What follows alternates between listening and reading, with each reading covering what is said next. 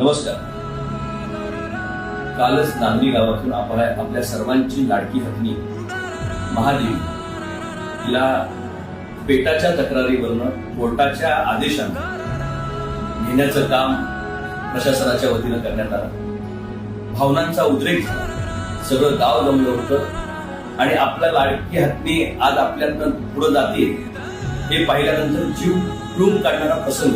महाराजांचा चेहरा असेल, गावकऱ्यांचे असणारे अश्रू अनावर झाले, लहानांच्या पासून थोरांच्या पर्यंत सर्व गाव आपल्या कुटुंबातला एक सदस्य परगावी निघाला काय अशा पद्धतीनं एकवटलं होतं आणि परत तिचं दर्शन होतंय की नाही अशा भावनेनं सगळ्या गावानं निरोप देण्यापेक्षा तिची वाट गाव परत त्या ठिकाणी पाहतो. मी आपला प्रतिनिधी म्हणून हा विषय अतिशय संवेदनशील आहे आणि तो लोकसभेमध्ये आता अधिवेशन सुरू आहे तो उचलावा याच्यासाठी गेल्या आठवड्याभर प्रयत्न करतोय.